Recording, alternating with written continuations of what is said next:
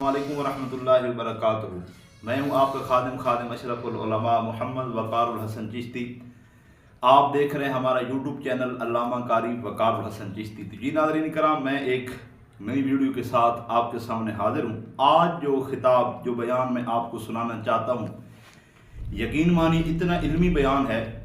और ख़ुसूसी एक टॉपिक के ऊपर बयान है। आप हमारी स्क्रीन के ऊपर देख रहे हैं, उन्वान ही बहुत लाजवाब है और शख्सियत भी बहुत बाकमाल है।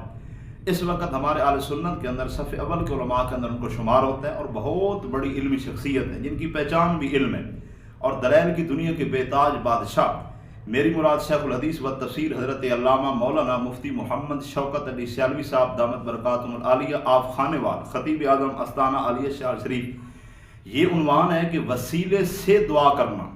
बड़ा कमाल का उन्वान है कि वसीले से दुआ करना। तो मुफ्ती साहब दामत बरकातुहुल आलिया ने पूरा 1 घंटा इसके ऊपर एक खिताब किया। इसके 2 पार्ट है। आज पहला पार्ट सुनेंगे वसीले से दुआ करना, दूसरा पार्ट है वसीला और शिरक, वो भी मैं आपको सुनाऊंगा। तो मुफ्ती साहब ने इब्तिदा के अंदर कहा था कि पहले मेरी गुफ्तगू सुने कुरान हदीस की रोशनी में कि वसीले से दुआ करना आया शरअन जायज़ है या नाजायज़ है। उसके बाद जिसका दिल चाहे वो सवाल कर ले। तो ये खिताब बहुत इल्मी खिताब है, बहुत तहकीकी खिताब है। तो मैं तमाम दोस्तों से इल्तिमास करूंगा, जिस तरह आप मोहब्बत कर रहे हैं इस तरह हमारे साथ मोहब्बत करते रहें। आइए, मैं ज़्यादा देर नहीं आपको वेट कराना चाहता। सबसे पहले मुफ्ती साहब का खिताब सुनते हैं, उसके बाद इसके ऊपर रसूलु फखुज़ूहु वमा नहाकुम अन्हु फंतहू। सदक़ल्लाहु मौलाना अज़ीम व सदक़ रसूलुहु नबियुल करीमुल अमीनुर रऊफ़ुर रहीम। फ़क़द क़ालल्लाहु तबारक व तआला फ़िल कलामिहिल मजीद वल फ़ुरक़ानिल हमीद फ़ी शानि हबीबिही सल्लल्लाहु तआला अलैहि व आलिहि वसल्लम। इन्नल्लाह व मलाइकतहु युसल्लूना अलन नबी या अय्युहल्लज़ीना आमनू सल्लू अलैहि व सल्लिमू तस्लीमा। अल्लाहुम्मा सल्लि अला सय्यिदिना व मौलाना मुहम्मदिन व अला आलिहि व अस्हाबिहि व बारिक व सल्लिम। अस्सलातु वस्सलामु अलैका या सय्यदी या रसूलल्लाह। अस्सलातु वस्सलामु अलैका या सय्यदी या हबीबल्लाह। अस्सलातु वस्सलामु अलैका या सय्यदी या शफीअल मुज़निबीन व अला आलिका व अस्हाबिका या सय्यदी या रहमतल लिल आलमीन। निहायत ही वाजिबुल क़द्र वल इहतराम हज़रत अल्लामा क़िबला मौलाना खुदा बख्श रज़वी साहिब दामत बरकातुहुल आलिया अलैना व अला जमील मुस्लिमीन। मुअज़्ज़ज़ और मुकर्रम हाज़रीन किराम, अल्लाह पाक का शुक्र अज़ीम है जिसकी इज़ाफ़ा मुदा तौफ़ीक़ से आज की इस बाबरकत रात में हम सब हज़रात अल्लाह पाक की बारगाह में इस मुबारक महफ़िल के हवाले से जमा हैं। दुआ है कि अल्लाह पाक हमारी ये हाज़री जो महज़ उसकी तौफ़ीक़ से है वो रब तबारक व तआला अपनी बारगाह में कबूल व मंजूर फरमाए। मोहतरम हज़रात, आप हज़रात को काफ़ी इंतज़ार करना पड़ा। फिर मैं इस दौरान सफ़र में था। शुक्र है ये वादा जो है वो पूरा हो गया और यहाँ हाज़री जो है वो हो गई। बस मुख्तसर में गुफ्तगू करूँगा निहायत ही अहम मसले पर, जिस मसले में बहुत ज़्यादा ज़हनों में परेशानी और कन्फ्यूज़न का मसला होता है। आप हज़रात ने तवज्जो फरमानी होगी। उसके बाद आज ख़ास इस महफ़िल को जो मुअन्वन किया गया है तो वो मुझे बताया गया था भी सवाल जवाब की नशिस्त होगी। फिर अगर आप हज़रात के कोई सवाल होंगे तो इंशाअल्लाह ताला उनके जवाबात जो हैं वो अर्ज़ किए जाएंगे। जब सवाल जवाब का सिलसिला शुरू हो तो बाहर का माइक जो है वो ऑफ कर दिया जाए ताकि मालूम नहीं होता कि किस किस्म के सवाल होंगे, ताकि फिर मैं बिल्कुल आज़ाद रवि के साथ जो है उनके जवाबात अर्ज़ कर सकूँ। मतलब हज़रात, इंसान को जब भी किसी चीज़ की हाजत, ज़रूरत या कोई मुश्किल पेश आए, कुरान और सुन्नत के मुताले के बाद जो तरीका हमें नजर आता है, एक तरीका जो सबसे आला भी है, अफजल भी है, वो तरीका दीन में ये है कि अल्लाह पाक की बारगाह में दुआ की जाए। अल्लाह पाक की बारगाह में अल्लाह पाक से तलब हाजात किया जाए। अल्लाह पाक की बारगाह में अर्ज किया जाए कि या अल्लाह, हम फलां मुश्किल में मुब्तला हैं, फलां परेशानी में मुब्तला हैं, या अल्लाह तो हमारी मदद और नुसरत फरमा, करम नवाजी फरमा, हमारी ये मुश्किल आसान फरमा, हमारा फलां काम पूरा फरमा दे। तो अल्लाह पाक अपने बंदों की दुआ को सुनता भी है और कबूल भी फरमाता है। एक तरीका यह है कि बिला वास्ता बराह रास्त डायरेक्ट अल्लाह पाक की बारगाह में दुआ मांगी जाए। ये قرآن و سنت کے مطالعہ کے بعد ہی دوسرا طریقہ ہمیں یہ نظر آتا ہے کہ دعا تو اللہ پاک کی بارگاہ میں ہی کی جائے، لیکن محض دعا نہ کی جائے، بلکہ دعا کے ساتھ ساتھ اللہ پاک کی بارگاہ میں جو کچھ بھی طلب کرنا ہے اللہ پاک کے کسی مقرب بندے کا وسیلہ پیش کر دیا جائے۔ اس میں بھی ہوگا اللہ پاک کی بارگاہ میں طلب کرنا، لیکن ساتھ یہ اضافہ کر دیا جائے گا کہ یا اللہ تو ہم پر کرم فرما، ہمارے مسئلہ کو حل فرما، فلاں بزرگ کے وسیلہ سے، اپنے پیارے محبوب نبی علیہ السلام کے وسیلہ سے۔ یہ ہو گئی دو صورتیں، دونوں ہی دعائیں، لیکن ایک دعا وہ تھی جو وسیلہ کے بغیر تھی، اور دوسری دعا وہ تھی جس میں ساتھ وسیلہ بھی اختیار کیا گیا۔ تیسرا طریقہ یہ ہے کہ یہ اعتقاد اور نظریہ ہو اس کائنات کے اندر اگر کوئی پتا بھی حرکت کرتا ہے تو وہ اللہ پاک کے اذن، اس کی مشیت اور اس کے ارادے سے حرکت کرتا ہے۔ اگر اللہ پاک کا ارادہ نہ ہو، اللہ پاک کی مشیت نہ ہو، اللہ پاک نہ چاہے تو ایک پتا تک کائنات کے کسی بھی کونے اور علاقے میں حرکت نہیں کر سکتا۔ یہ تو عقیدہ ہے۔ یہ عقیدہ ہو اور پھر انسان یہ تصور کرے کہ اللہ پاک نے ہی کرم نوازی فرمائی ہے کہ جو لوگ خود اس کی طرف سے بھیجے ہوئے حضرات انبیاء کرام علیہ السلام ہیں یا اس کے مقرب اولیاء اعظام ہیں، ان کو محض اللہ پاک نے، ورنہ ان کی اپنی ذاتی کوئی طاقت نہیں ہے، وہ ایک پتے کو بھی حرکت نہیں دے سکتے، لیکن اللہ پاک کی بارگاہ میں وہ مقام قرب پر فائز ہے، مقام رضا پر فائز ہے، مقام محبوبیت پر فائز ہے۔ تو ڈائریکٹ پھر اللہ پاک کی بارگاہ میں نہ عرض کیا جائے، بلکہ یہ عقیدہ رکھتے ہوئے کہ ہمارے نبی علیہ السلام کو، ان اولیاء اعظام کو جو طاقت دی ہے وہ ہے اللہ پاک نے ہی دی۔ اللہ پاک نے مقام قرب کی وجہ سے ان پر محض اپنا فضل فرمایا ہے، تو اللہ پاک کے فضل پر اور اللہ پاک کی عطا پر نظر رکھتے ہوئے اگر ڈائریکٹ اس نبی علیہ السلام کو خطاب کر دیا جائے، اس اللہ پاک کے مبارک بندے کو خطاب کر دیا جائے کہ اللہ پاک نے جو تمہیں طاقت دی ہوئی ہے، تمہیں اپنے مقام قرب سے نوازا ہوا ہے، تو جو نعمتیں اللہ پاک نے آپ پر کی ہیں ان میں سے ہمیں بھی فلاں نعمت دے دیجئے یا ہماری فلاں مسئلے کو حل کر دیجئے۔ محترم حضرات، یہی مسلمانوں میں 3 طریقے طلب حاجات کے رائج ہیں۔ 1400 سال تو کیا، آخر نبی پاک علیہ السلام کی آمد پاک سے بھی پہلے کے، کیونکہ سارے انبیاء کرام شرک کی بیع کنی کے لیے تشریف لاتے ہیں، اسلام کے نفاذ کے لیے تشریف لاتے ہیں، اللہ پاک کی وحدانیت کا پرچم لہرانے کے لیے دنیا میں تشریف لاتے ہیں۔ تمام انبیاء کی بالکل صحیح امتوں میں اور تمام انبیاء کی مبارک تعلیمات میں یہ طریقے قطعی طور پر جائز ہیں، اور ہماری شریعت مطہرہ میں بھی ان کو جائز رکھا گیا ہے۔ بات کی سمجھ آ گئی؟ اس موضوع پر آج ہم نے گفتگو کرنی ہے، اسی میں زیادہ پریشانی ہے۔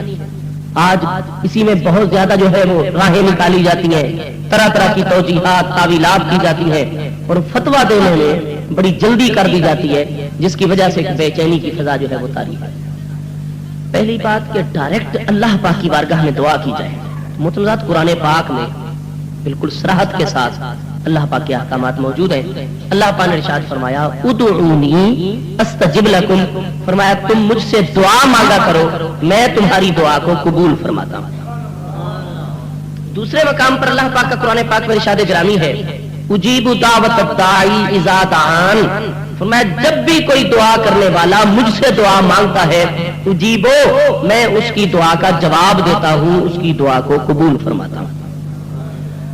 ایک اور مقام پر قرآن پاک میں اللہ پاک نے دعا کی اہمیت کو واضح فرمایا ہے اور ارشاد فرمایا قل، اے محبوب صلی اللہ تعالی علیہ وسلم آپ ارشاد فرما دیجئے ما یابا بکم ربی لولا دعاؤکم، فرمایا اگر لولا دعاؤکم تم دعائیں مانگنا چھوڑ دو گے اور مجھے اللہ پاک کی بارگاہ میں دعاؤں کی طرف توجہ نہیں کرے گے، ما یابا بکم ربی، تو رب تعالیٰ بھی تمہاری ذرا بھی پرواہ نہیں فرمائے گا۔ اگر تم دعائیں نہیں مانگو گے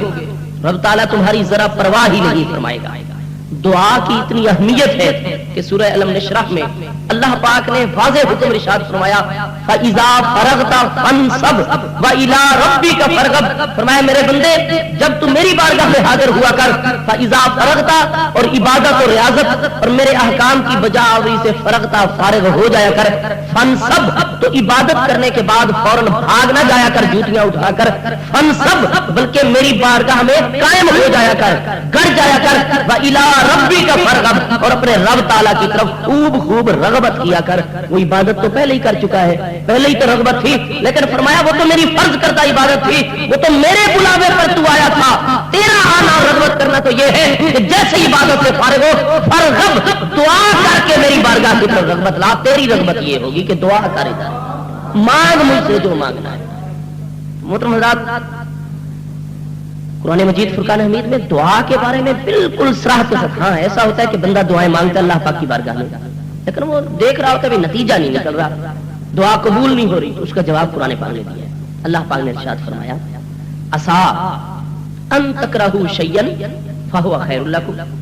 وعسیٰ ان تحبوا شیئا فہو شر لکم واللہ یعلم وانتم لا تعلمون۔ فرمایا اے بندو یہ بالکل ہو سکتا ہے عسیٰ ان تکرہوا شیئا کہ تم کسی چیز کو اپنے حق میں ناپسند سمجھ رہے ہو، لیکن فہو خیر لکم حقیقت یہ ہو کہ وہ تمہارے حق میں بہتر ہو۔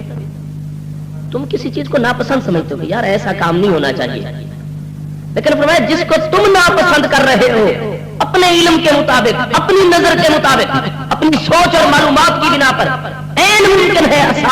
این ممکن ہے کہ وہی خیر لکم تمہارے لیے سراپا خیر ہو، بھلائی پر مبنی ہو، اور عسیٰ ان تحبوا شیئا فہو شر لکم اور یہ بھی ہو سکتا ہے کہ تم کسی چیز کو بڑا پسندیدہ سمجھ رہے ہو، اپنے حق میں بڑا اچھا سمجھ رہے ہو، لیکن حقیقت یہ ہو کہ شر لکم اس میں تمہارے لیے شر پوشیدہ ہو، شر اور برائی تمہارے لیے اس میں پنہا ہو، انتہائی منفی نتائج پر مبنی ہو۔ تو فرمایا واللہ یعلم وانتم لا تعلمون، اے عام لوگوں حقیقت حال کا علم اللہ پاک رکھتا ہے، انتم لا تعلمون تم حقیقت حال کا پورا علم نہیں رکھتے ہو، تمہارا کام اللہ پاک کی بارگاہ میں عاجزی کرنا ہے، انکساری کرنا ہے، جھک جانا ہے، خالی جھولی اور خالی ہاتھ اٹھانا ہے۔ ہاں اللہ پاک چونکہ ان اللہ لا یظلم مثقال ذرۃ، قرآن پاک نے فرمایا اللہ پاک ایک ذرے کے برابر بھی، جو کہ ہزارویں حصے کے برابر بھی کسی پر ظلم نہیں فرماتا۔ فرمایا تمہاری دعائیں اللہ پاک کی بارگاہ میں پہنچتی بھی ہیں، اللہ پاک قبول بھی فرماتا ہے، لیکن نتیجہ تب نکالتا ہے جب تمہارے حق میں بہتر ہوتا ہے۔ نتیجہ جب بھی نکلے لیکن دعا کرنے کا، کیونکہ دعا عبادت کا بھی مغز ہے، اس کا ثواب باقاعدہ تمہارے نام اعمال میں موجود رہتا ہے۔ جو تم نے عمل کیا دعا کے ذریعے سے وہ اللہ پاک کی بارگاہ میں جمع ہو رہا ہے، نتیجہ اللہ پاک دیکھتا ہے میرے بندے کے حق میں بہتر ہے، فوراً نتیجہ نکال دیا جاتا ہے۔ اگر ابھی کچھ دیر ہوتی ہے تو اسی کے مطابق اللہ پاک اپنے علم ازلی کے مطابق اس کا نتیجہ نکالتا ہے۔ فرمایا یہ جلدی دعا کو قبول فرمانا، دیر سے دعا کو قبول فرمانا، اس میں حکمت ہوتی ہے اور یہ بھی تمہارے حق میں بہتر ہوتا ہے، لیکن دعا کرنے کے عمل کا ثواب تمہیں عطا کر دیا جاتا ہے اگر خلوص سے دعا ہو رہی ہے۔ محترم حضرات، قرآن مجید فرقان حمید کے ساتھ ساتھ احادیث پاک میں جامع ترمذی کی دوسری جلد صفحہ 247 کتاب الدعوات میں صحیح سند کے ساتھ حدیث موجود ہے، سیاستہ میں آقا نبی پاک علیہ السلام نے فرمایا الدعاء مخ العبادت، فرمایا دعا عبادت کا مغز ہوتی ہے۔ دعا کیا ہے عبادت کا؟ جیسے بادام ہے نا، ایک اوپر چھلکا ہوتا ہے، ایک اس کے اندر مغز اور جوہر ہوتا ہے اس کا اصل۔ فرمایا عبادت کی مثال اس چھلکے والی ہے اور اس کا جو جوہر ہے اصل وہ عبادت کی دعا ہے۔ فرمایا جب عبادت کرتے ہو تو لازمی طور پر دعا مانگا کرو، کیونکہ الدعاء مخ العبادت، دعا عبادت کا مغز ہے۔ جب عبادت کرو پھر بھی دعا لازمن مانگو، اور اکیلے بھی عبادت کا وقت نہ ہو، عبادت نہ کی ہو، پھر بھی چلتے پھرتے اٹھتے بیٹھتے اللہ پاک کی بارگاہ میں دعائیں مانگتے رہو، کیونکہ ساری عبادات کا مغز تو فرمایا یہی دعا ہی ہے۔ محترم صاحب، اللہ پاک کو بھی بندوں کی طرف سے عاجزی، ان کے ساری یہ چیزیں بہت پسند ہے، اس لیے آقا نبی پاک علیہ السلام اگر ہم یہ کہہ دیں کہ ہر قدم پر دعائیں مانگا کرتے تھے، جاگنے کی دعا، سونے کی دعا، سواری پر سوار ہونے کی دعا، اترنے کی دعا، گھر میں داخل ہونے کی دعا، نکلنے کی دعا، مسجد میں داخل ہونے کی، باہر جانے کی، جناب دودھ پینے کی دعا ہے، کھانا کھانے کی دعا ہے، پانی پینے کی دعا ہے، یہ سارا کچھ احادیث صحیحہ میں موجود ہے۔ محترمات، دعا عبادت کا مغز بھی ہے، اور چونکہ اللہ پاک کی بارگاہ میں عاجزی ان کی ساری سب سے زیادہ عظمت والی چیز ہے، اور دعا میں سب سے زیادہ عاجزی ان کی ساری ہوتی ہے کہ بندہ اللہ پاک کی بارگاہ میں آہوزاری کر رہا ہوتا ہے، رو رہا ہوتا ہے، اپنے خالی ہاتھ خالی دامن اللہ پاک کی بارگاہ میں پھیلا رہا ہوتا ہے، اس لیے دعا کو عبادت کا مغز قرار دیا گیا۔ تو ایک تو یہ ہے کہ ڈائریکٹ اللہ پاک کی بارگاہ میں دعائیں مانگیں، یہ اسلام میں نہ صرف جائز طریقہ ہے بلکہ بہت بہترین طریقہ ہے، اور اس کا حکم بار بار دیا گیا ہے۔ ایک تو یہ ہے۔ دوسرا یہ ہے کہ دعا اللہ پاک کی ہی بارگاہ میں ہو، لیکن ساتھ وسیلہ بھی پیش کر دیا جائے اللہ پاک کی بارگاہ میں۔ مطلب یہ بھی ایسا عمل ہے جو پچھلی امتوں سے جاری و ساری ہے، اور اس عمل کو قرآن پاک میں اللہ پاک نے منسوخ نہیں کیا، بلکہ بطور تعریف اس عمل کو اللہ پاک نے ذکر فرمایا ہے۔ سورہ البقرہ میں بھی ہے، اللہ پاک نے یہود کے بارے میں ارشاد فرمایا، یہ یہود ایسے تھے کہ یہ پہلے نبی صلی اللہ تعالی علیہ وسلم کا وسیلہ اللہ پاک کی بارگاہ میں پیش کیا کرتے تھے۔ فرمایا میرے محبوب علیہ السلام ابھی اس دنیا میں اس مادی وجود کے ساتھ اور بشری وجود مبارک کے ساتھ ابھی جلوہ فرما ہی نہیں ہوئے تھے کہ آقا نبی پاک علیہ السلام کے نام کا وسیلہ پیش کر کے یہ اللہ پاک سے دعا کرتے تھے، اور مشرک اور کافروں کے مقابلے میں مدد طلب کیا کرتے تھے۔ یہود اہل کتاب تھے، جب ان کا بت پرستوں سے، مشرکوں سے، آتش پرستوں سے، جو بھی باقی مشرک اقوام تھی، ان سے جنگ اور جہاد ہوتا، تو یہ یہودی لوگ، چونکہ کتابوں میں تو ذکر تھا پہلے سے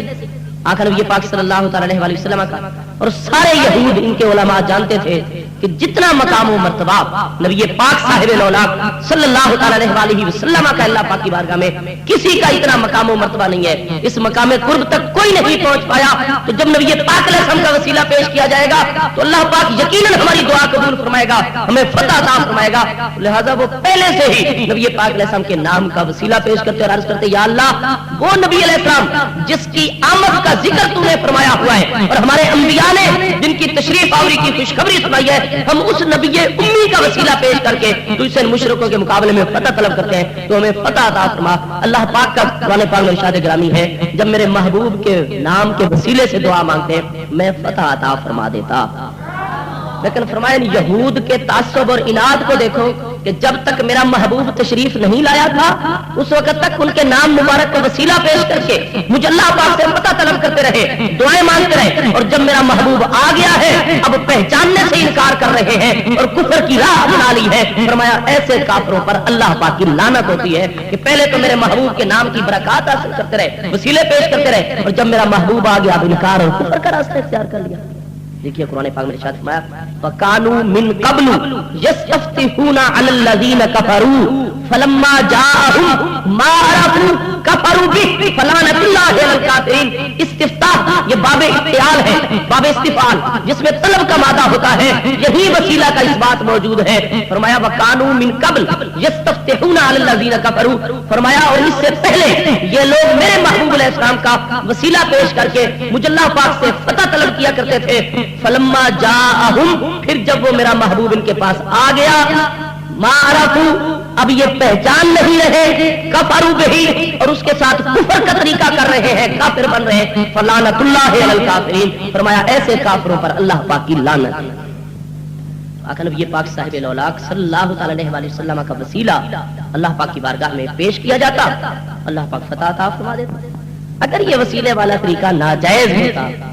تو اللہ پاک کبھی تعریفی طور پر یہ بات ارشاد نہ فرماتا،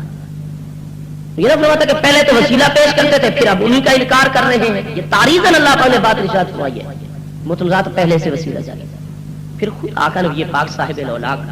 صلی اللہ تعالی علیہ وسلم کا اپنا عمل مبارک بھی حدیث میں موجود ہے۔ نبی پاک علیہ السلام نے بھی بعض اوقات اللہ پاک کی بارگاہ میں دعائیں مانگی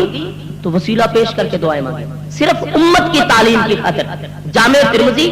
دوسری جلد صفحہ 281 کتاب الدعوات میں یہ صحیح حدیث موجود ہے، سیاستہ کی کتاب ابن ماجہ میں یہ حدیث موجود ہے۔ امام دارمی ابو عبداللہ جن کی وفات امام بخاری صاحب سے بھی 6 سال پہلے ہے اور جو مسلم کے استاد ہیں 250 میں ان کی وفات ہے. سنن دارمی میں یہ حدیث پاک موجود ہے. متعدد احادیث صحیحہ کی کتابوں میں یہ صحیح اسناد کے ساتھ حدیث موجود ہے کہ آخر نبی پاک صاحب الاولاد صلی اللہ تعالی علیہ وسلم تہجد سے فارغ ہو کر جب دعا اللہ پاک کی بارگاہ میں مانگتے تو یہ الفاظ بھی دعا میں استعمال کرتے. اللہم بحق کے سائلین، اللہ پاک جتنے تجھ سے دعائیں کرنے والے ہیں، جتنے تجھ سے سائل مانگنے والے ہیں، ان سب کے وسیلہ سے اے اللہ پاک تو کرم نوازی فرما اور میری دعاؤں کو قبول و منظور فرما. بحق کے سائلین منکا، تجھ سے جو سوال کرنے والے ہیں، بحق کے سائلین فرمایا ان دعا کرنے والوں اور ان سائلین کے وسیلہ سے میری یہ دعا قبول فرما. نبی پاک صلی اللہ تعالی علیہ وسلم کیوں جو لوگ دعا کرنے والے ہوتے ہیں، اللہ پاک سے سوال کرنے والے ہوتے ہیں، وہ اللہ پاک کی بارگاہ میں اتنے پسندیدہ مقام پر ہوتے ہیں. اللہ پاک کے پیارے نبی علیہ السلام ان کا وسیلہ پیش کر رہے ہیں. یہاں 2 مسئلے اس حدیث سے ثابت ہوتے ہیں. ایک تو یہ کہ آج لوگ دعاؤں سے چڑتے ہیں، دعاؤں کا انکار کرتے ہیں. دعا کا ذکر آ جائے تو جناب ان کے چہرے پائی مردہ ہو جاتے ہیں، دلوں میں گھٹن طاری ہو جاتی ہے. سائل اور اللہ پاک کی بارگاہ میں سوال کرنے والا اور دعا کرنے والا اتنا بڑا محبوب بندہ ہے کہ الٹا اس کے وسیلے پیش کیے جا رہے ہیں. اور دوسری چیز یہ کہ نبی پاک صلی اللہ علیہ وسلم ان سائلین کے وسیلے سے دعا مانگ رہے ہیں. تو وسیلے کا اس بات بھی ہے کہ اللہ پاک کی بارگاہ میں جو مقربین ہیں ان کا نام لے دیا جائے یا ان کا وسیلہ پیش کیا جائے تو اللہ پاک کی رحمت متوجہ ہو جاتی ہے. ابن شاہین محدث نے اس حدیث پاک کو روایت کیا، ابن مندہ نے اس کو روایت کیا. علامہ محمد بن علوی مالکی مکہ مکرمہ کے موجودہ دور کے عالم ہے. کہا جاتا ہے نا جی مکہ والوں کی عمل کو دیکھو، مدینہ طیبہ والے عمل کو دیکھو. حالانکہ عمل تو نبی پاک وسلم کی شریعت کے حکم کو دیکھا جائے گا، شریعت کے اصول کو دیکھا جائے گا. شخصیات کی بات دین میں نہیں ہے. لیکن یاد رکھ لیجئے کیونکہ یہ بات کہی جاتی ہے تو میں بھی پر سبیل تنزل یہ حوالہ پیش کر رہا ہوں. علامہ محمد بن علوی مالکی اپنی کتاب مفاہیم یاجب ان تصحا اس کتاب کے صفحہ 147 پر باقاعدہ یہ حدیث پاک نقل کرتے ہیں. یہ صحیح حدیث ہے، حسن اسناد سے بھی ثابت ہے کہ جب آقا نبی پاک علیہ السلام کی پیاری چچی حضرت سیدتنا فاطمہ بنت اسد رضی اللہ تعالی عنہا کا انتقال ہوا، یہ سیدنا علی پاک کرم اللہ تعالی وجہ الکریم کی والدہ ماجدہ تھی. نبی پاک صلی اللہ تعالی علیہ وسلم جب ان کی جسد مبارک کو لے کر سارے حضرات بنو ہاشم جو تھے جب پہنچے قبرستان میں، فنزل فی قبرہا، خود نبی پاک علیہ السلام کی قبر میں پہلے اتر گئے. اذ تجا فی قبرہا، تھوڑی دیر کے لیے ان کی قبر میں آپ لیٹ گئے، برکت پہنچانے کے لیے لیٹ گئے. کیونکہ انبیاء کرام علیہ السلام کے مبارک وجود میں بڑی برکات ہوتی ہیں. حضرت یوسف علیہ السلام کے جسم اقدس کے ساتھ جو قمیض لگی تھی نا، اس میں اتنی برکت تھی کہ وہ نابیناؤں کو بینائی عطا فرما دیتی تھی. اور یہ بات کسی مولوی صاحب کا ارشاد نہیں، یہ اللہ پاک کا ارشاد ہے قرآن پاک کے اندر. قرآن پاک میں سورہ یوسف 12 پارے میں کہ جب بھائیوں نے حضرت یوسف علیہ السلام کو عرض کی کہ اے عزیز مصر یوسف بن یعقوب، ہمارے بھائی جان 32-33 سال سے حضرت یعقوب علیہ السلام آپ کی یاد میں روتے رہے، حتیٰ کہ ان کی آنکھیں مبارک سفید ہو گئی ہیں.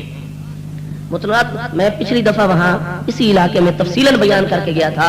کہ حضرات انبیاء کرام علیہ السلام ان کی آنکھیں مبارک سو جائے نا تو دل مبارک پھر بھی جاگتا ہے، وہ پھر بھی مشاہدہ فرماتے رہتے ہیں. آپ کی آنکھیں سفید ہو جانے کی وجہ سے حضرت یعقوب علیہ السلام کے علم میں کوئی فرق نہیں آیا تھا. حضرات آنکھیں مبارک سفید ہو چکی ہیں. فرمایا اگر میری محبت اور میری یاد کی وجہ سے آنکھیں سفید ہوئی ہیں تو ان کے ٹھیک کرنے کا بندوبست بھی میں کروں گا. تو اب اس کے بظاہر رائج 2 طریقے ہیں. ایک طریقہ تو یہ تھا کہ حضرت یوسف علیہ السلام مستجاب الدعوات تھے، اللہ پاک کے نبی اور رسول تھے، اولو العزم پیغمبر تھے، اور پھر نبی کے صاحبزادے تھے،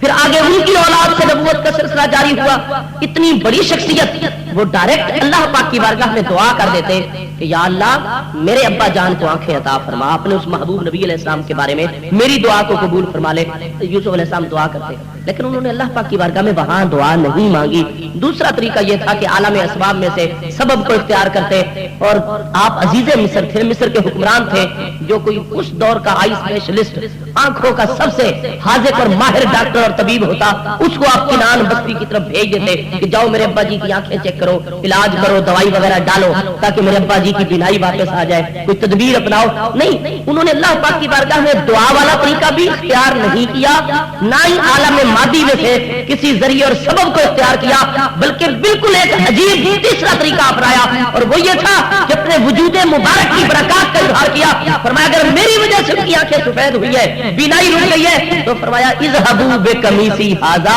یہ قمیص جو میں نے پہن رکھی ہے یہ میں تمہیں اتار کر دیتا ہوں، بقمیصی ھذا، ھذا اس میں اشارہ ہے جو اس قمیص کی طرف اشارہ فرما رہا ہے۔ فرمایا اذهبوا بقمیصی ھذا، میری یہ قمیص لے جاؤ، والقوه علی وجه ابی، اور اس قمیص کو لے جا کر میرے ابا جان کے چہرے پر ڈال دو، یاتی بصیرا، جیسے ان کے چہرے سے لگاؤ گے بینائی واپس آ جائے گی۔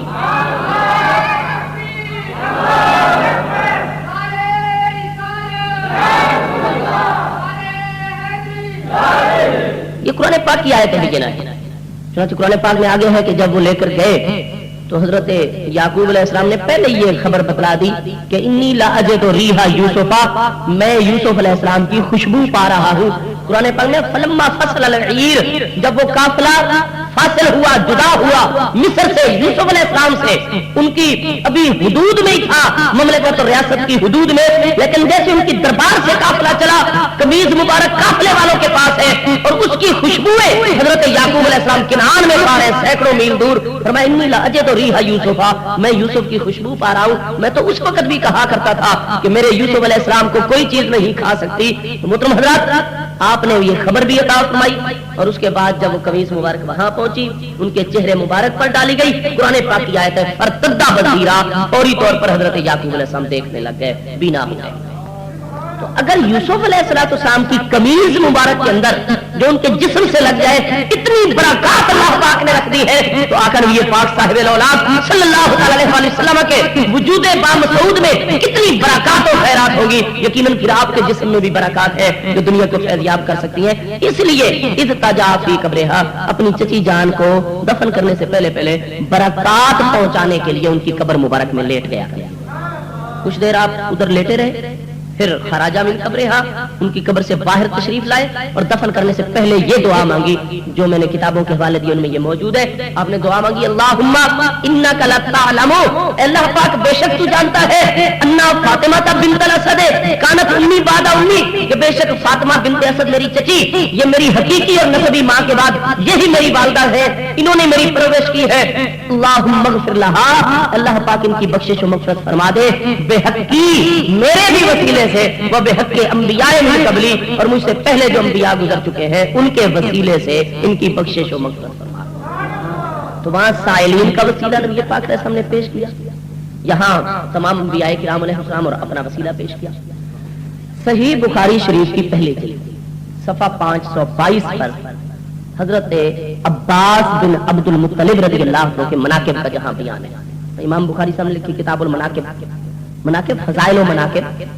جو کچھ احادیث میں تعریفات آئی ہیں شخصیات کی۔ حضرت ابو بکر کے مناقب کا ذکر کیا، حضرت عمر، حضرت عثمان، حضرت علی، حضرت حسنین کریمین، اور اس طرح کرتے کرتے جہاں حضرت عباس رضی اللہ عنہ کے مناقب اور فضائل کا بیان بخاری میں ہے، وہاں یہ حدیث موجود ہے۔ حضرت انس رضی اللہ عنہ روایت فرماتے ہیں کہ حضرت عمر رضی اللہ عنہ کے دور میں جب بارش نہیں آ رہی تھی، قحط پڑ گیا، ہاں جی، تو کیا جب قحط پڑا ہوا تھا ویسے عمومی دعائیں نہیں مانگی جا رہی تھی؟ جب قحط کیوں پڑ گیا، بارش برسی نہیں رہی اس علاقے میں،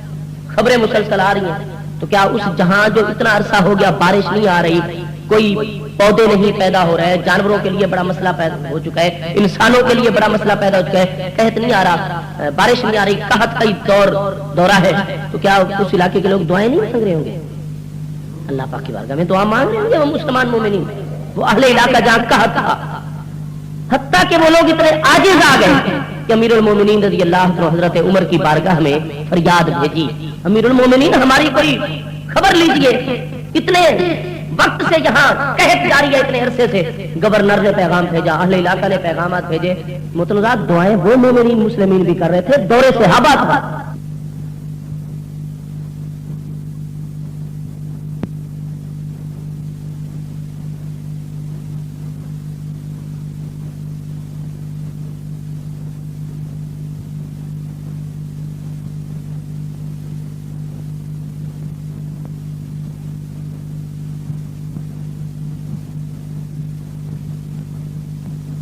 مسجد شریف میں چلے گئے، حضرت عباس کو اپنے سامنے کھڑا کیا اور اللہ پاک کی بارگاہ میں امیر المومنین عمر بن خطاب رضی اللہ عنہ فاروق اعظم نے دعا مانگی، اب یہ بخاری میں ہے جس کا میں حوالہ دے رہا ہوں. حضرت انس فرماتے ہیں دعا اس طریقے سے تھی, ہاتھ اٹھائے ہوئے ہیں, اللہ پاک کی بارگاہ میں دعا ہو رہی ہے, اور دعا یہ تھی اللہم انا کنا نتوسل بنبیک فتسقی لنا, اے اللہ پاک ہم اس وقت سے پہلے, خاص اس وقت سے پہلے جب بھی کوئی مشکل امر آتا ہے تو ہم تیرے نبی علیہ السلام کا وسیلہ پیش کیا کرتے تھے. فتسقی لنا, اور جیسے ہی ہم تیرے محبوب کا وسیلہ پیش کرتے تو ہمیں بارش عطا فرما دیتا تھا. اور انا نتوسل بام نبیک, یا اللہ آج ہم تیرے پیارے نبی علیہ السلام کے چچا عباس بن عبد المطلب کا وسیلہ پیش کر رہے ہیں, اے اللہ پاک ہمیں بارش عطا فرما. حضرت انس فرماتے ہیں فیسقون, ابھی دعا مکمل نہیں ہوئی تھی کہ اس علاقے میں بادل آ گئے اور اللہ پاک نے بارش نازل فرما دی. اور یہی احادیث کثرت سے وسیلہ کی ترمذی میں موجود ہیں, مسلم میں موجود ہیں, نسائی ابن ماجہ میں موجود ہیں. آقا نبی پاک علیہ السلام کی تعلیم, صحابہ کرام کا مبارک طریقہ, نبی پاک علیہ السلام کا وسیلہ پیش کیا جاتا تھا. آقا نبی پاک علیہ السلام کے پیارے چچا اور تعلق رکھنے والوں کا وسیلہ پیش کیا جاتا تھا. ہاں جی, سائلین کا وسیلہ, پہلے والے انبیاء کرام علیہ السلام کا وسیلہ پیش کیا جاتا تھا. اس سلسلہ کی آخری حدیث پاک عرض کروں, ترمذی شریف کی دوسری جلد صفحہ 285, کتاب الدعوات میں صحیح سند کے ساتھ یہ حدیث موجود ہے. ابن ماجہ کے اندر بھی یہی حدیث پاک 279 صفحہ پر موجود ہے. ابن ماجہ قزوینی بھی سیاستہ کی کتاب ہے, ابن ماجہ جامع ترمذی بھی سیاستہ کتاب ہے, اور صحیح حدیث روایت کرنے والے حضرت سیدنا عثمان بن حنیف صحابی ہیں رضی اللہ تعالی عنہ. آپ فرماتے ہیں میں آقا نبی پاک علیہ السلام کی بارگاہ میں بیٹھا ہوا تھا کہ اتنے میں جا کون آیا, ضریر البصر, ایک ہوتا ہے آما, نابینا اور اندھا کو کہتے ہیں, ایک ہوتا ہے ضریر البصر جو پیدائشی نابینا ہو, پیدائشی, وہ پیدائشی نابینا آ گیا.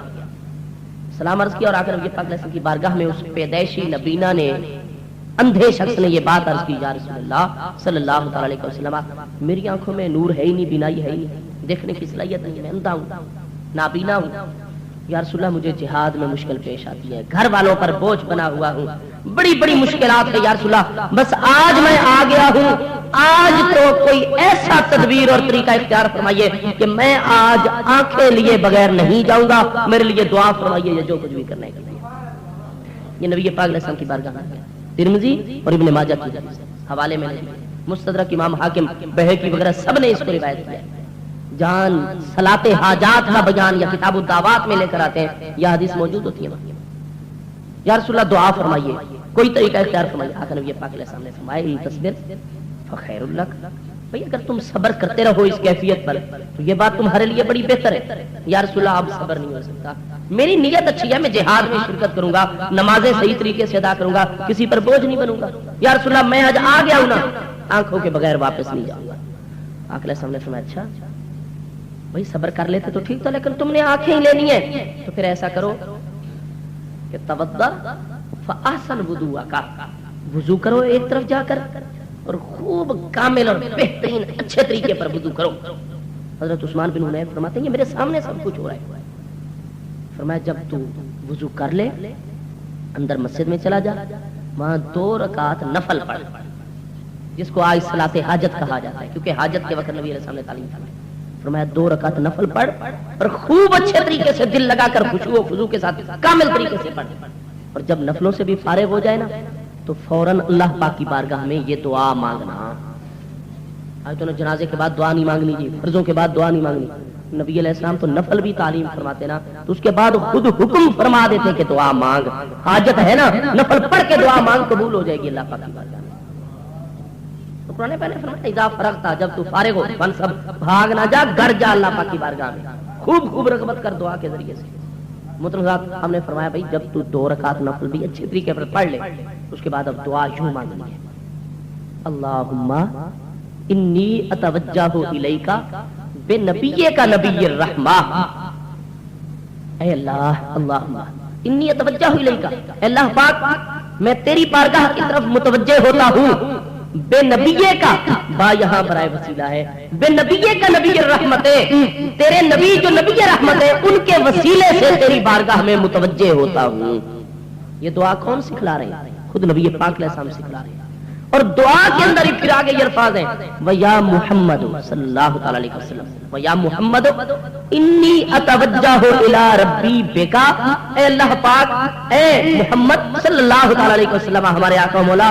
میں آپ کے نام کا وسیلہ اختیار کر کے، آپ کی ذات کا وسیلہ اختیار کر کے اپنے رب تعالیٰ کی بارگاہ میں اس حاجت کے لیے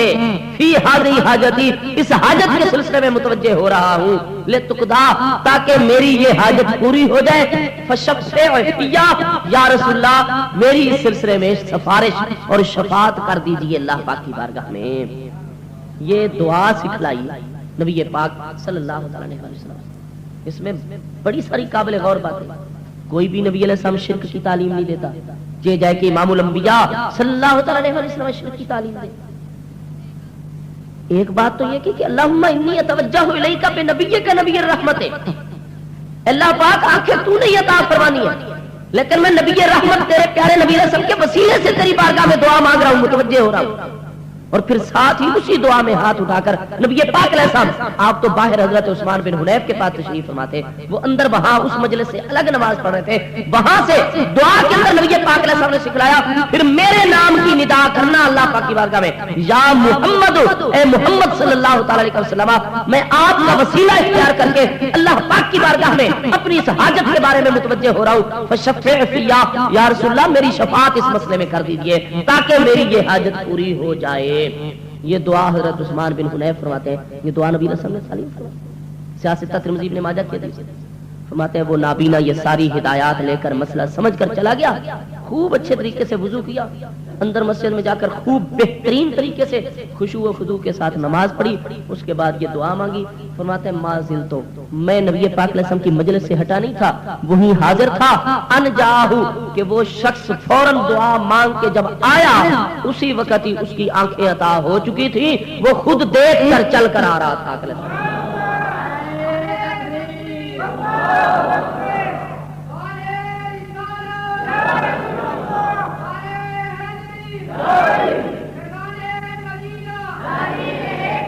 محترم حضرات، پہلا جو ہم نے مسئلہ عرض کیا وہ یہ تھا ڈائریکٹ اللہ پاک کی بارگاہ میں عرض کیا جائے۔ دوسری صورت دعا کی عرض کی کہ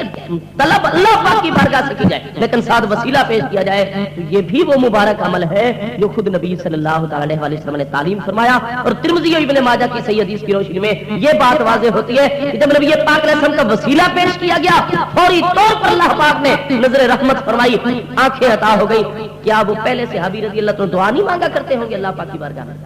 ان کو پہلے دعا کا پتہ نہیں تھا؟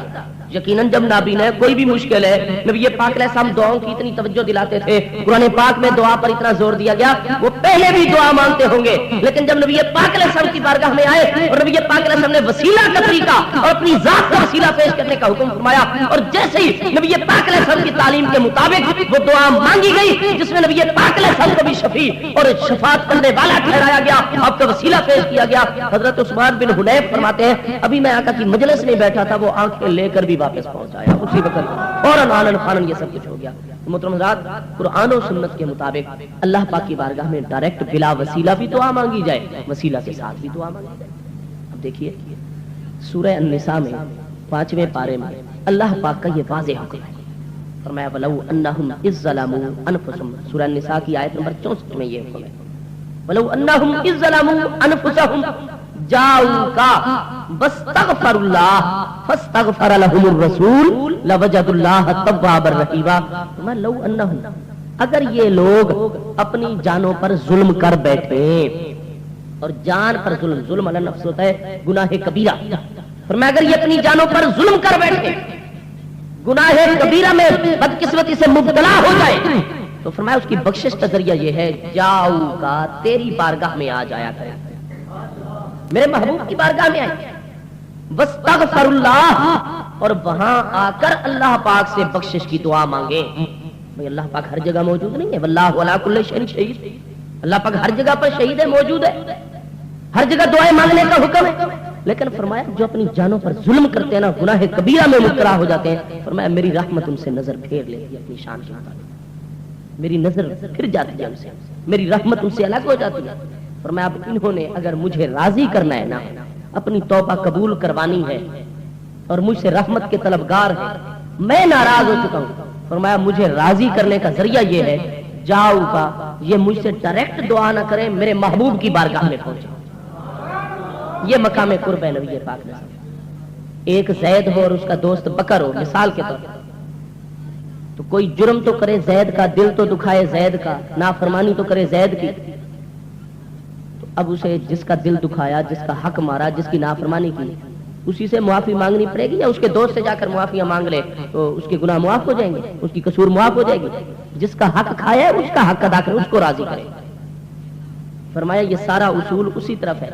لیکن میرے محبوب کے معاملے میں یہ اصول نہیں, میرے محبوب کے لیے استثناء ہے. ان کو مقام قرب ہی ایسا ہے میری بارگاہ میں جس کا کوئی تصور ہی نہیں کر سکتا. فرمایا دنیا میں تو یہی ہے جس کا حق کھایا جائے, جس کا قصور کیا جائے, جس کا دل دکھایا جائے, اسی کو راضی کیا جائے. لیکن فرمایا ادھر یہ ہے کہ جب کوئی مجھے بہت زیادہ شدید اپنے آپ سے ناراض کر بیٹھے تو ڈائریکٹ میرے پاس نہ آئے, میری فوراً نظر رحمت متوجہ نہیں ہوگی, پہلے میرے محبوب کی بارگاہ میں چلا جائے, ان کا وسیلہ پکڑ کے آئے میری بارگاہ میں. جب یہ اپنی جانوں پر ظلم کر بیٹھے, جاؤ کا محبوب تیرے پاس آ جائے کرے. سورہ النساء آیت 64 ترجمہ دیکھ لینا صبح. جاؤ کا تیرے پاس آ جائے, واستغفر اللہ, اور وہاں آ کر خود اپنی زبان سے بھی استغفار کریں, اقرار کریں اپنے گناہ کا, اقبال جرم کریں. واستغفر لهم الرسول, اور میرا محبوب بھی ان کے لیے بخشش کی دعا فرما دے. پھر محض ان کے استغفار کر لینے سے, اقبال جرم کر لینے سے پھر بھی کام نہیں بنے گا جب تک میرا محبوب ان کے لیے استغفار نہیں فرمائے گا. میرا محبوب رسول علیہ السلام ان کی بخشش کی دعا نہیں فرمائیں گے. فرمایا واستغفر لهم الرسول, یہ بھی حاضر ہو جائے میرے محبوب کی بارگاہ میں, وہاں آ کر استغفار کرے, طلب مغفرت کرے, پھر میرا محبوب بھی ان کی بخشش کی دعا فرما دے. فرمایا جب یہ طریقہ اختیار کریں گے لوجد اللہ توابا رحیما, تو مجھ اللہ پاک کو بڑا توبہ قبول کرنے والا, بڑا رحمت فرمانے والا پائیں گے. یعنی جب میرا محبوب سفارش فرما دے گا, یہ میرے محبوب کی بارگاہ میں آ کر ایسا کرنے لگ گئے, میرے محبوب کی بارگاہ میں حاضر ہو گئے. فرمایا اب توابا, میں پچھلے گناہوں کو معاف فرما دوں گا کیونکہ میں تواب ہوں, توبہ قبول فرما لوں گا. اور چونکہ چل کر میرے محبوب کے پاس آئے ہیں, پھر میرے محبوب نے سفارش فرما دی ہے, تو رحیمہ, فرمایا پچھلے گناہوں کے توبہ کو قبول کرنے کی بھی وعدہ کرتا ہوں, اور آئندہ رحمت کا وعدہ بھی کرتا ہوں کہ ایسے لوگوں پر آئندہ بھی رحمت فرماؤں گا. پچھلے گناہوں کے بارے میں توبہ قبول ہو گئی, آئندہ سے اللہ پاک نے رحمت کا وعدہ فرما دیا. گناہ 50 سال کیے, لیکن ایک بار جو خلوص سے محبوب کی بارگاہ میں آ گئے, پچھلے گناہ بھی معاف ہو گئے, توبہ بھی قبول ہو گئی, آئندہ کے لیے رحمت کا وعدہ بھی ہو گیا. تو کیا یہ وسیلہ نہیں؟ اللہ پاک نے یہ تعلیم خود نہیں دی قرآن پاک کے اندر. بعض دوست کہتے ہیں جی یہ نبی پاک علیہ السلام کی حیات ظاہری تک. اللہ کے بندو,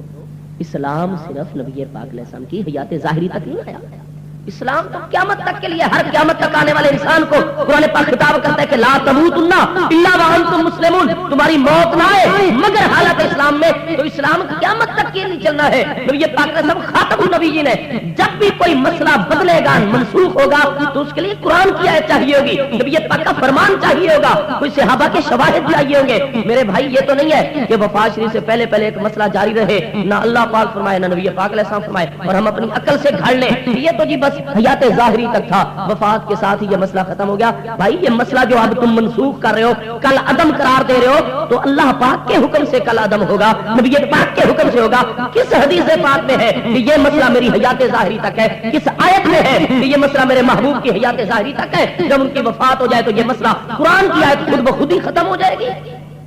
کس جگہ فرمایا اللہ پاک؟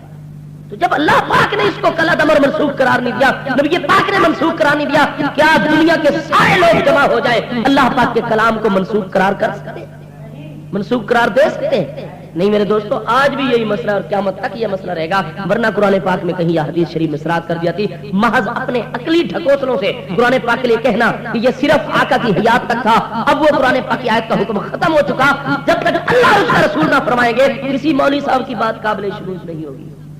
ورنہ تو سارا دین, جس کی عقل پر کوئی بات پھٹ نہ بیٹھے, وہ کہتا جائے یہ ختم ہو چکا ہے, ختم, پھر تو سارا دین ہی ختم ہو گیا. آج کتنے آزاد لوگ ہیں جو چاہتے ہیں کہ ہم نماز بھی نہ پڑھیں, روزہ بھی نہ رکھیں, فلاں چیز بھی نہ کریں, فلاں چیز, تو سارے کے سارے دین ملیا میٹ صفایا. اللہ اللہ خیر صلی اللہ. نہیں, یہ آیت ہمیشہ تک کے لیے. تو اللہ پاک نے خود نبی پاک علیہ السلام کا وسیلہ اختیار کرنے, نبی پاک علیہ السلام سے دعا کروانے, اور آقا نبی پاک علیہ السلام کی بارگاہ کی عظمت جو اللہ پاک کی بارگاہ میں اس کو واضح فرمایا ہے. تو دعا کا ایک طریقہ میں نے عرض کیا تھا کہ بغیر وسیلے کے ڈائریکٹ عرض کر دیا جائے اللہ پاک کی بارگاہ. اور دوسرا یہ ہے کہ اقرب الی الاجابت کرنے کے لیے، قبولیت کو جلدی اللہ پاک کی رحمت کو جلدی متوجہ کرنے کے لیے وسیلہ اختیار کیا جائے۔ اور تیسرا یہ ہے کہ نہ اللہ پاک کی بارگاہ میں خالی بغیر وسیلہ کے دعا مانگی جائے، نہ ہی وسیلہ اختیار کیا جائے، بلکہ بلا واسطہ عقیدہ یہ ہو کہ نبی پاک علیہ السلام کچھ عطا فرما سکتے ہیں، یا اللہ پاک کا یہ مبارک بندہ کچھ عطا کر سکتا ہے اور ہماری کوئی مشکل کو آسان کر سکتا ہے یا ہمارا کام کر سکتا ہے،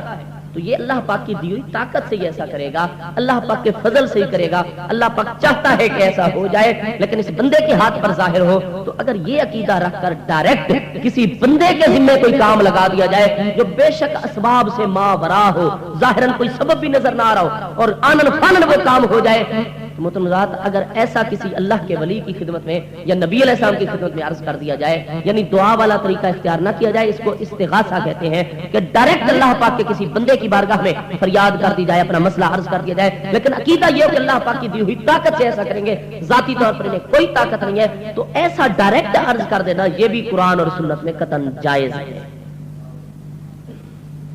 آج اسی مسئلے پر زیادہ پریشانی ہوتی ہے۔ مطلب دیکھیے، میں آپ کو قرآن پاک سے اس کے ایک دو شواہد عرض کرتا ہوں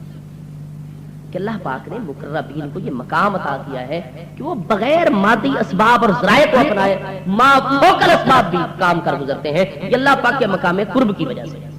دیکھیے قرآن پاک میں سورہ النمل موجود ہے، 19ویں اور 20ویں پارے میں، سورہ النمل کی آیت نمبر 38، 39، 40، کہاں سے میں پڑھ رہا ہوں، آپ لوگ بھی ملاحظہ فرما لینا قرآن پاک میں۔ سورہ نمبر کی آیت النمل، نمل چیونٹی کو کہتے ہیں، چیونٹی، وہاں یہ موجود ہے بات۔ حضرت سلیمان علیہ السلام بیت المقدس میں اپنے مرکز میں اپنے تخت پر جلوہ فرما ہے، جب ان کو یہ بات عرض کی جاتی ہے کہ ملکہ بلقیس اپنے لاؤ لشکر کے ساتھ مسلمان ہونے کے لیے تھوڑے سے فاصلے پر آ چکی ہے، اب محض 1 میل 2 میل کا فاصلہ ہے، اور تھوڑی دیر کے بعد آپ کی خدمت میں حاضر ہونے والی ہے۔ حضرت سلیمان علیہ السلام نے ظاہر اب استقبال کی تیاری فرمانی ہے، وہ سبا کی ملکہ ہے، وہ آ رہی ہے آپ کی خدمت میں، تو فوری طور پر آپ کے ذہن مبارک میں یہ خیال پیدا ہوا کہ ملکہ بلقیس کے یہاں آنے سے پہلے پہلے اس کا وہ تخت جس کی پوری دنیا میں شہرت موجود ہے، اس کے آنے سے پہلے پہلے ہم ایسا کرتے ہیں کہ اس کا وہی شورا آفاق تخت منگوا کر یہاں پہلے گا، تاکہ ملکہ بلقیس پر ہم یہ واضح کر سکیں کہ ملکہ بلقیس تمہارا وہ تخت جس کو 80 یا بعض روایات میں، اسرائیلی روایات میں 500 آدمی بھی حرکت نہیں دے سکتے تھے اور 7 تالوں میں کسر اور ایوان میں مکفر رہتا تھا،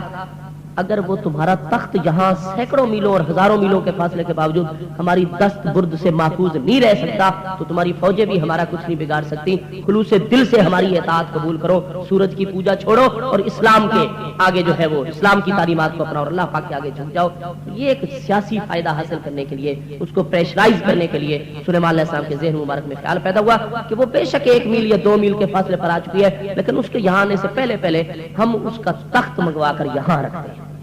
یہ آپ کے ذہن میں خیال پیدا ہوا، اب آپ نے تخت منگوانا، اور تخت کہاں رکھا ہوا ہے؟ سارے مفسرین اور علماء جغرافیہ اس بات پر متفق ہیں کہ حضرت سلیمان علیہ السلام کا پایہ سلطنت بیت المقدس مسجد اقصی میں ہے، اور وہ یمن کی ریاست سبا میں ہے۔ درمیانی فاصلہ منزلوں کے حساب سے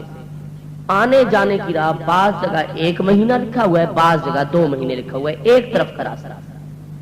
آنے میں اور جانے میں یا 2 مہینے لگتے تھے یا 4 مہینے لگتے تھے۔ تطبیق بھی ہے کہ اگر سست رفتار سواریاں جو ہر منزل پر قیام کریں تو پھر تو لگتے تھے کتنے، 2 مہینے ایک طرف، اور تیزی کے ساتھ اگر چلیں تو پھر 1 مہینہ لگتا تھا۔ برل تیزی والی بات ہی لے لو کہ صرف ایک جانب کا 1 مہینہ لگتا تھا اور واپس آنے تک 2 مہینے چاہیے تھے، تب وہ تخت آ سکتا تھا اگر اس دور کے اسباب کو اپنایا جائے۔ بیل گاڑیاں، گڈ وغیرہ جو بھی اس دور میں تھے وہ بھیجے جاتے اتنے بڑے تیار کر کے اسپیشل، جو اتنے بڑے تخت کو اٹھا کر لے آتے، تو مہینہ تو ان کے جانے میں لگتا۔ یہ جلدی والی بات ہوتی بغیر رکے، اور مہینہ واپسی پر تو کتنا عرصہ چاہیے تھا، 2 مہینے اس تخت کے آنے جانے میں لگ جاتے، یہاں پہنچنے، آنے جانے نہیں صرف پہنچنے میں 2 مہینے، مگر وہ تو آ چکی ہے 1 میل یا 2 میل کے فاصلے پر، گھوڑوں پر سوار ہو کر آ رہی ہے اس دور کی بہترین سواری پر، کیونکہ وہ کوئی عام شخصیت تو تھی نہیں، ملکہ بلقیس تھی، پورے اعزاز و احتشام جاؤ ہشم کے ساتھ آ رہی تھی، وہ 15-20 منٹ آدھے گھنٹے بعد پہنچنے والی ہے، اور تخت رکھا ہوا ہے جناب جلد از جلد بھی 2 مہینوں کے فاصلے پر، 2 مہینے درکار ہے۔ وہ جیسے جیسے وقت گزر رہا ہے فاصلہ کم ہوتا جا رہا ہے دربار سلیمانی کا۔ سلیمان علیہ السلام اگر چاہتے تو جیسے میں نے 2 طریقے دعا والے پہلے عرض کیے، وہ ڈائریکٹ اللہ پاک کی بارگاہ میں دعا مانگ دیتے، کیونکہ ابراہیم علیہ السلام کا واقعہ سلیمان علیہ السلام کی تشریف آوری سے بہت پہلے ہو چکا تھا، کہ قرآن پاک میں وَفَدَيْنَاهُ بِذَبْحٍ عَظِيمٍ کہ حضرت اسماعیل علیہ السلام کے حلقوم مبارک پر چھری چلنے والی تھی میدان مینا میں 10 ذی-الحج کو، ابراہیم علیہ السلام چھری تیار کر چکے تھے اور حلقوم پر چلنے والی تھی، کہ جب سارے فرشتوں نے دیکھ لیا کہ حضرت ابراہیم علیہ السلام امتحان میں پورے ہو چکے اور اب یہ چھری چلا دیں گے، جب اتنا گلے کے قریب آ گئی چھری کہ اب کسی کو کوئی شک رہ ہی نہیں گیا عالم بالا میں کہ یہ چھری نہیں چلے گی، شک رہا ہی نہیں، ہر کو یقین ہو گیا یہ چھری اب چلے گی۔ حلقوم میں اسماعیل، جب سب کو یقین آ گیا تو اللہ پاک نے جبریل علیہ السلام کو حکم دیا، جبریل سدرۃ المنتہا سے 500 سال کا فاصلہ جنت میں پہنچو، جنت کے فلاں ایریے میں جاؤ، فلاں نامینیٹ اور مخصوص متعینہ دمبا اٹھاؤ، پھر 40-100 سال سے زیادہ کا فاصلہ فوراً طے کر کے وہاں مینا میں پہنچو، اور چھری جو بالکل قریب آ چکی ہے، ساری دنیا اور عالم بالا کے فرشتے مشاہدہ کر رہے ہیں، یہ چھری ابھی حلقوم کو نہ ٹچ کرے، نہ لگے، کہ تم یہ دمبا اٹھا کر اسماعیل کو چھری سے نیچے نکال دو اور جنت کا فدیہ اور دمبا چھری کے نیچے رکھو تاکہ وہ اس پر چل جائے۔ تو جبریل علیہ السلام کی اتنی پاور ہے، اللہ پاک نے اس مخلوق کو، حضرت جبریل علیہ السلام کو اتنی طاقت ہے، سدرۃ المنتہا سے پہلے تو اوپر فاصلہ کر کے جنت میں جا پہنچے، اور پھر مخصوص علاقے میں گئے، اس مخصوص دمبے کو اٹھایا، پھر وہ وزن اٹھا کر چھری بالکل حلقوم اسماعیل کے قریب، اتنی قریب کہ سارے عالم بالا والوں کو یقین ہو گیا جب یہ چھری چل جائے گی تبھی تو وہ امتحان میں کامیاب قرار پاتے ہیں نا۔ تو محترم حضرات، حضرت جبریل علیہ السلام نے یہ سارا فاصلہ، چھری جو یہاں تھی حلقوم اسماعیل تک پہنچنے سے پہلے سارا فاصلہ بھی طے کر لیا، چھری جیسے یہاں آئی اسماعیل علیہ السلام کو باہر نکال لیا اور جنت کا دمبا اس چھری کے نیچے رکھا، وہ چھری جو حلقوم اسماعیل پر چلنی تھی وہ فوراً اس ذبیحے اور دمبے کے حلق پر چل کے اس کو ذبح کر گئی، اور قرآن پاک کی نص ہے وَفَدَيْنَاهُ بِذَبْحٍ عَظِيمٍ کہ ذبح عظیم جنت کا دمبا دے کر ہم نے اسماعیل علیہ السلام کو فدیناہ بذبح عظیم، اس کے بدلے میں ہم نے اسماعیل علیہ السلام کو بچا لیا۔ تو سلیمان علیہ السلام جو ہے نا، اللہم صلی وسلم علی سیدنا مولانا محمد وعلی آلہ وصحبہ، توجہ فرمائیں، بھی ٹائم تھوڑے نا محترم حضرات۔ اب یہ دیکھیے کہ سلیمان علیہ السلام انہی ابراہیم علیہ السلام کی اولاد میں سے حضرت اسحاق علیہ السلام سے چلا ہے بنی اسرائیل کا سلسلہ، اس میں داؤد علیہ السلام کے بیٹے ہیں حضرت سلیمان علیہ السلام، اپنے پردادے اور جد الانبیاء ابراہیم علیہ السلام اور اسماعیل علیہ السلام کا یہ کام ان کے علم میں ہے، تو وہ ڈائریکٹلی بھی دعا کر سکتے تھے اللہ پاک کی بارگاہ میں، یا اللہ تیرے پاس جو اتنی طاقت والے فرشتے ہیں، جبریل علیہ السلام یا کسی فرشتے کو حکم فرما کہ وہ آدھے گھنٹے 15 منٹ کے فاصلے پر آ چکی ہے ملکہ بلقیس، فرشتہ جائے اور پلک جھپکنے سے پہلے تخت یہاں رکھ دے، تو دعا کر دیتے۔ وہ پہلے جو میں نے 2 طریقے عرض کیا، دعا والا طریقہ حضرت سلیمان علیہ السلام نے نہیں اپنایا، بلکہ کیا طریقہ اختیار کیا، یہ تیسرا طریقہ جس پر گفتگو اب ہم کر رہے ہیں آخر میں، انہوں نے کیا کیا، اہل دربار کی طرف متوجہ ہو گئے، اہل دربار کی طرف۔ سلیمان علیہ السلام اللہ پاک کے نبی اور انبیاء شرک کی تعلیم نہیں دیتے، فرمایا یا ایھا الملأ، یہ سورہ نمل کی آیت 38 ہے، قال یا ایھا الملأ، فرمایا اے اہل دربار، ایوکم، تم میں سے کون ہے، یاتینی بعرشھا، جو اس ملکہ بلقیس جو قریب آ چکے اس کا تخت لے کر یہاں آئے، قبل ان یاتونی مسلمین، ان کے فرما بردار ہو کر پہنچنے سے پہلے تم میں سے کون ہے جو اس کا تخت یہاں لا کر رکھ دے، اہل دربار کی طرف، اللہ پاک کی بارگاہ کی طرف۔ حالانکہ دعا ہونی چاہیے، میں سیر حاصل گفتگو اس پر کر چکا ہوں ابتدا میں، لیکن وہ 2 طریقے دعا والے اختیار نہیں کر رہے۔ تیسرا طریقہ کہ اللہ پاک کی بجائے اللہ پاک کی رحمت اور فضل پر نظر رکھتے ہوئے اس کی عطا فرمودہ طاقت سے اس کے بندوں کی طرف توجہ کی جائے۔ سلیمان علیہ السلام اللہ پاک کی بجائے عباد اللہ کی طرف توجہ فرما رہے ہیں، یا ایھا الملأ، اے میرے درباریوں، تم میں سے کون ہے، ایکم ان یاتینی بعرشھا قبل ان یاتونی مسلمین، ان کے فرمانبردار ہو کر پہنچنے سے پہلے کون ہے جو ملکہ بلقیس کا تخت یہاں پہنچائے۔ اب ان کے دربار چونکہ ہر چیز پر ہی تو ان کی حکومت تھی، ہر چیز ان کی فرمانبردار تھی، یہاں تک کہ قرآن پاک میں سخرنا لسلیمان الریح، ہم نے ہوا کو سلیمان علیہ السلام کے حکم پر مسخر کر دیا تھا، جاریات بامرہ، جدھر سلیمان علیہ السلام کا حکم ہوتا، اگر ادھر ہوا کو چلنے کا حکم دیتے ہوا ادھر چل پڑتی، اگر ادھر حکم دیتے وہ ادھر چل پڑتی۔ تو کائنات یعنی تکوینی امور میں اپنے نبی سلیمان علیہ السلام کو اللہ پاک نے تصرفات دیے تھے، ہوائیں ان کے حکم پر چلتی تھی، جن بھی موجود رہتے تھے آپ کی بارگاہ میں۔ تو قرآن پاک میں جب آپ نے اہل دربار سے فرمایا نا بھائی وہ تھوڑے فاصلے پر آ چکی اور تخت رکھا ہے 2 مہینوں کے 60 دن چاہیے اور ہم اس کے پہنچنے سے پہلے پہلے منگوانا چاہتے ہیں، ایکم تم میں سے کون ہے جو لے آئے؟